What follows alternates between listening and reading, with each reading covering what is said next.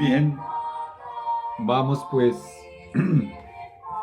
vamos a usar la Biblia, vamos a usar el testimonio de Jesús para desarrollar esta lección 21. Este es el segundo segmento, la segunda parte. Y vamos pues con la pregunta número 1.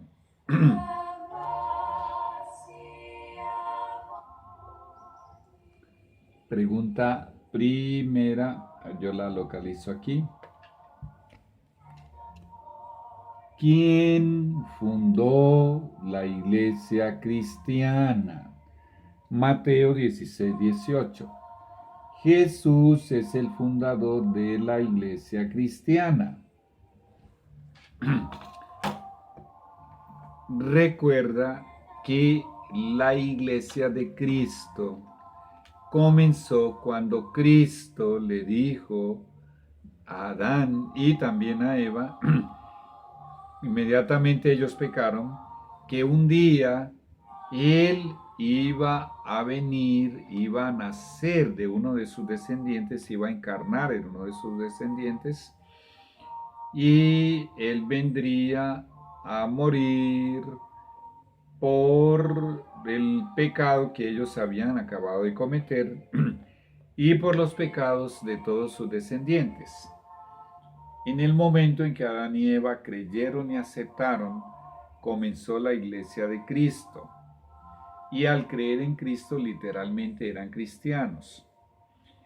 Hasta el día 17 del mes segundo del año 1656, día en que comenzó el diluvio, en esos primeros 1656 años, podemos afirmar que Dios tuvo la iglesia cristiana antediluviana, antes del diluvio, hasta el diluvio, ¿ok? Y lamentablemente al arca solo entraron 8 personas, Noé, Sem, Can y Jafet y las 4 esposas. De allí, después de que un año después, exactamente 370 días después de que comenzó el diluvio y ellos salieron del arca, Noé y sus 3 hijos y las 4 esposas iniciaron una segunda fase de la iglesia cristiana, una fase que va de Noé hasta Abraham. Y Dios solamente encontró a Abraham y a su esposa Sara como justos dentro del paganismo, porque todo el mundo se había paganizado. A partir de Abraham hasta que los descendientes de Abraham, que formaron la iglesia judaica, el judaísmo, hasta que asesinaron a Cristo en la cruz y 3 años y medio después apedrearon a Esteban, llegó la iglesia de Cristo, porque ellos predicaban que Cristo significa el ungido, por favor, y ellos predicaban que Cristo iba a venir.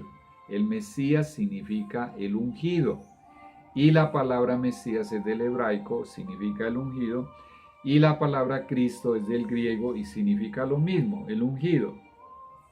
Estos cristianos judíos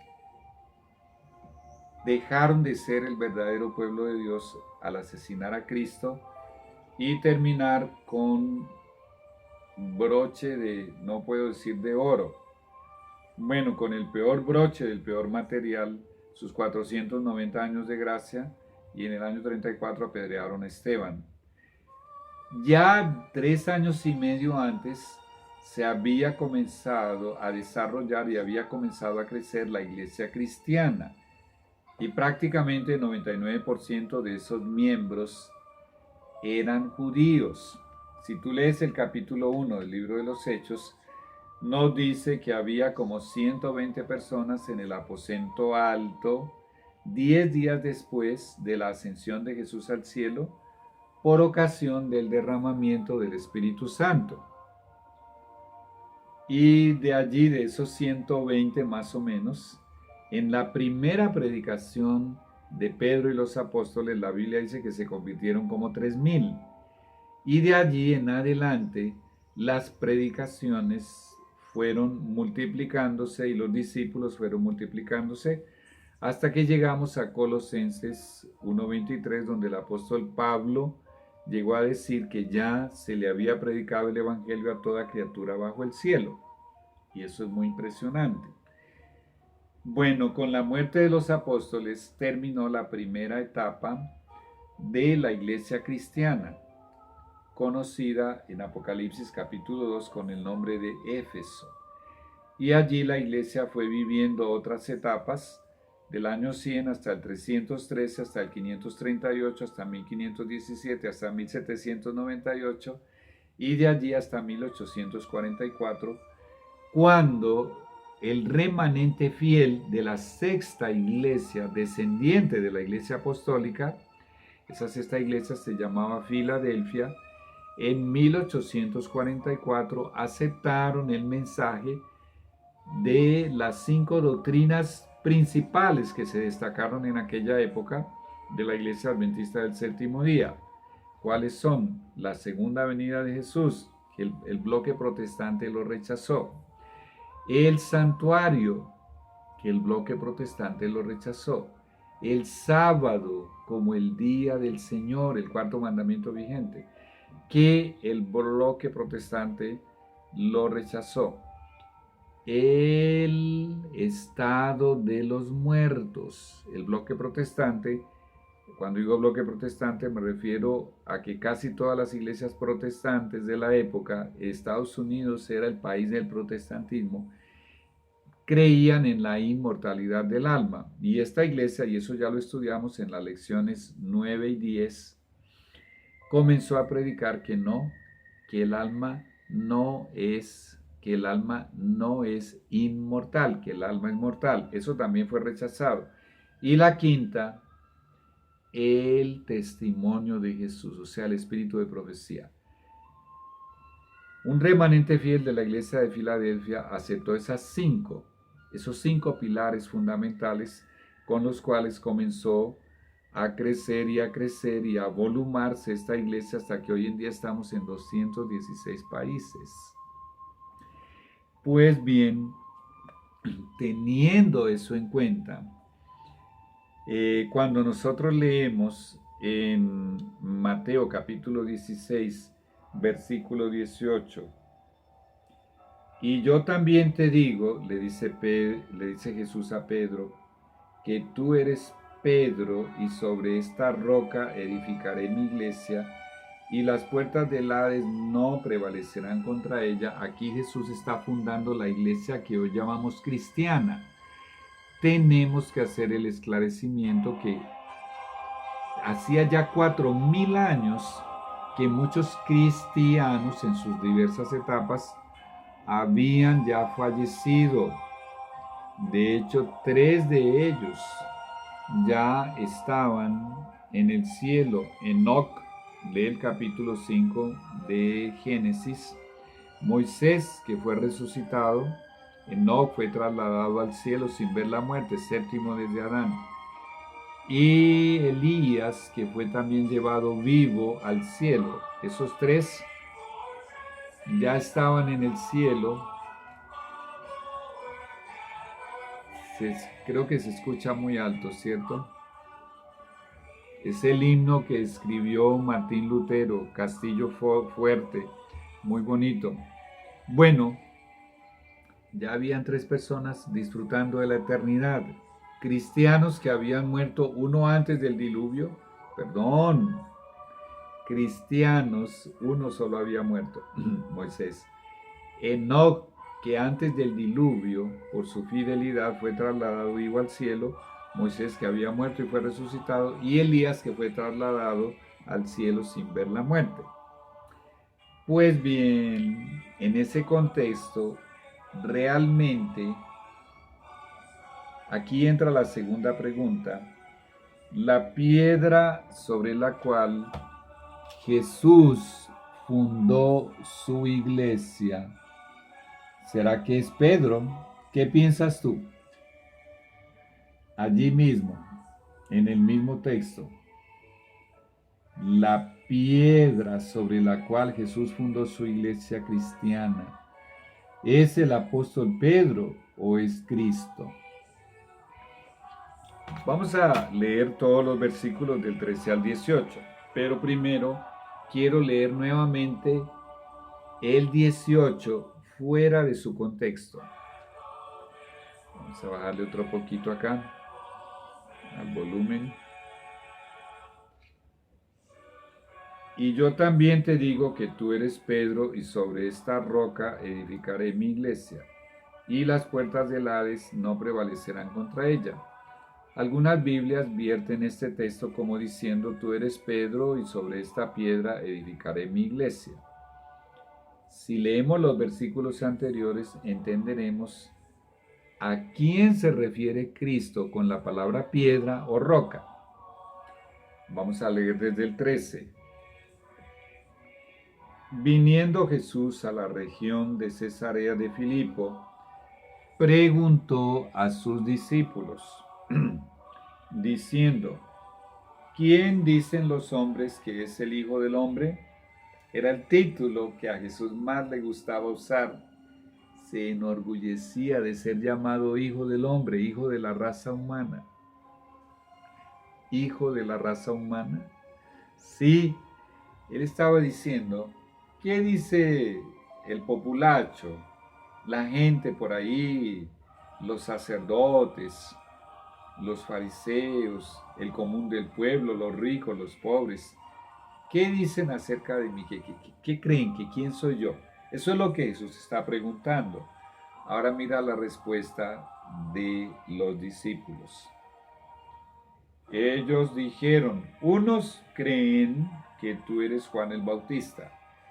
Juan el Bautista había sido decapitado, y aquí en la Biblia, en los Evangelios, encontramos un texto donde nos dice que el propio Herodes creía que Jesús era Juan Bautista, que había resucitado, porque Herodes había mandado a degollar, a decapitar a Juan Bautista en el calabozo, y tenía mucho miedo.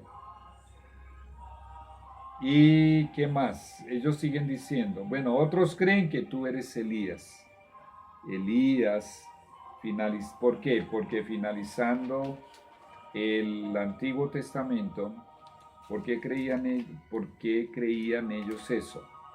Finalizando el Antiguo Testamento, el libro de Malaquías tiene una profecía que dice: he aquí yo os envío el profeta Elías antes que venga el día de Jehová grande y terrible. Y por las obras portentosas que Jesús hacía, que eran muy superiores a las de Elías,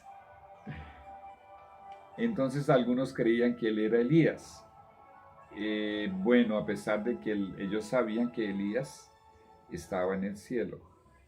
Y siguen haciendo una lista. Y dicen: y otros creen que tú eres Jeremías, que también fue un mártir del cristianismo, o alguno de los profetas, Isaías o cualquier otro. El pueblo, los ricos, los pobres, los sacerdotes, no sabían quién era realmente Jesús, a juzgar por la respuesta de los discípulos.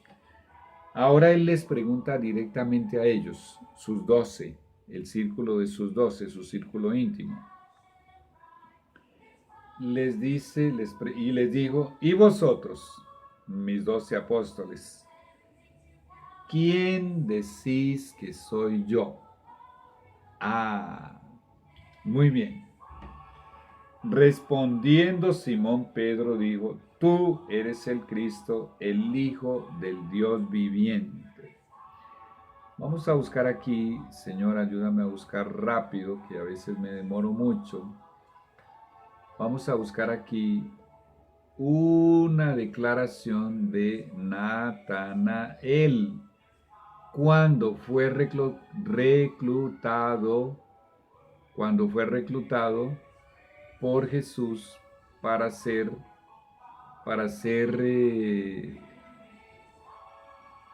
muy bien. para ser uno de los primeros miembros de ese círculo íntimo de los 12.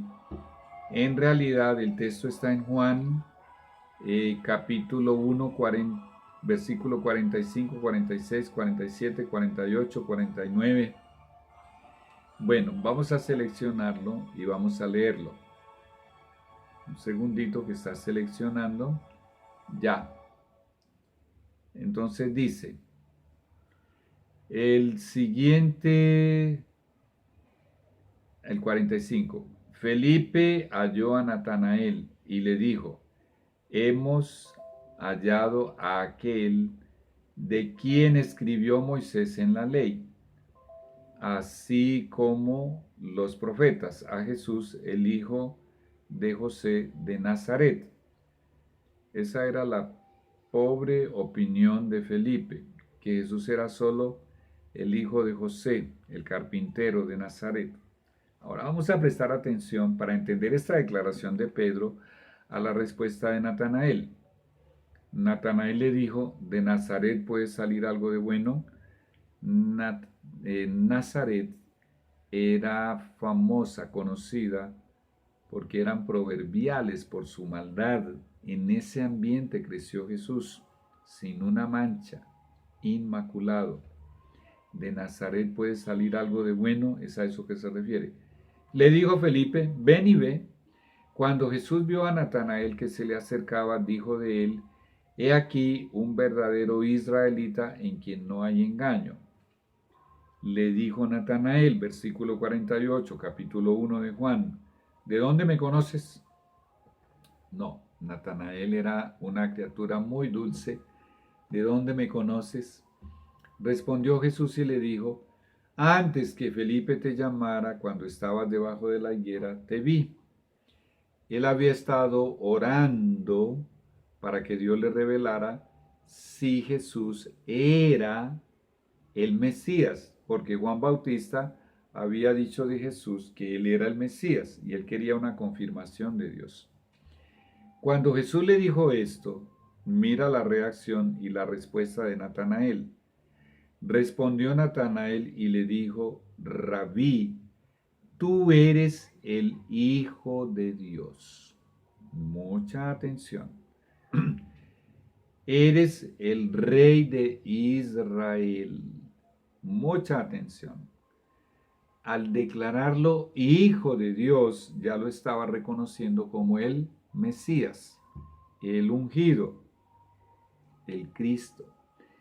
Y ahora cuando Jesús les pregunta a sus discípulos, bueno, ¿y ustedes quiénes piensan que yo soy? Esto aconteció tal vez alrededor de 3 años, más o menos, casi 3 años, después de la declaración de Natanael. Jesús ya sabía lo que pensaba Natanael y Natanael había hecho esta declaración en público. Y por cierto, en esa ocasión, vamos a ver aquí, en esa ocasión, bueno, en esa ocasión ya Natanael había respondido a esa pregunta. Natanael ya había dicho que Jesús era el Hijo de Dios. Y si alguien dice que él era el Hijo de Dios, pues obviamente está diciendo que es el Mesías, que es el ungido.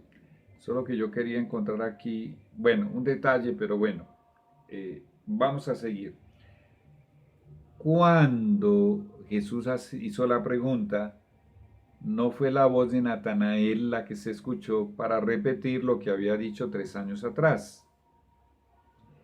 Resulta que Pedro era muy impulsivo y le gustaba hablar primero que cualquier otro. Y sabiendo eso, pues Natanael esperó y Pedro respondió, tú eres el Cristo, el Hijo del Dios viviente. Observe que esto demuestra que al decir Natanael que Jesús era el Hijo de Dios, estaba diciendo el Cristo. Porque para Pedro el Cristo tiene que ser el Hijo de Dios. Aquí está Hijo con H mayúscula. Entonces le respondió Jesús a Pedro específicamente: tú acabas de decir la verdad acerca de mí. Acerca de esta verdad que tú acabas de expresar, de hecho Jesús estaba aceptando que Él era el Hijo de Dios porque Él era el Hijo de Dios y sigue siendo el Hijo de Dios. Jesús le dice, le da una bendición, una bienaventuranza, y le dice que respecto a lo que Él acaba de decir, tiene algo que decirle. Vamos a leerlo. Estamos en el capítulo 16 de Mateo, lee el versículo 17. Entonces le respondió Jesús: bienaventurado eres, Simón. Ese era el nombre de Simón, hijo de Jonás. En la Biblia se usa mucho esto para identificar a una persona, hijo de fulano. Ahora dice por qué Pedro era bienaventurado, que en realidad el nombre de él era Simón. Porque no te lo reveló carne ni sangre, sino mi Padre que está en los cielos. Mucha atención. Hay un detalle aquí antes de leer que yo quiero, por honestidad y por motivos de conciencia, yo quiero dejarlo bien claro. En Juan capítulo 1, versículo 42, antes de la llamada de Natanael, inclusive del ingreso de Felipe al apostolado, Juan 1:42 nos revela que, bueno, aquí ya está seleccionado, tú puedes buscar allí Juan 1:42 para que confirmes, verifiques lo que estoy leyendo. Andrés, hermano de Simón Pedro, era uno de los que habían oído a Juan el Bautista, y habían seguido a Jesús. Este Andrés halló primero a su hermano Simón. Este Simón es aquel Pedro que está hablando aquí 3 años después con Jesús. Y le dijo: hemos hallado al Mesías, que traducido es el Cristo. Muy importante este detalle de Juan 1:41. El versículo 42 dice: y le trajo a Jesús, y mirándole Jesús dijo: tú eres Simón, hijo de Jonás, tú serás llamado Cefas. Le dice una palabra en hebraico, pero la Biblia nos dice ahí mismo, puedes leerlo, Juan 1:42. Cefas quiere decir Pedro. Muy bien. La palabra Cefas. Vamos a darle una clicadita aquí, porque tenemos que hacer esto. Yo le tengo que rendir cuentas a Dios de cada declaración que estoy haciendo aquí. Un día tendré que rendirle cuentas. Y no puedo forzar la escritura, ni manipularla, ni distorsionarla. Acerca de Cefas tenemos esta información. Perdón. Se pronuncia Kefas en inglés y es una pronunciación muy parecida a la que hacen los judíos, pero dice que es de origen caldeo. Y esa palabra significa la roca. Es toda la información que nos brinda la concordancia de Strong.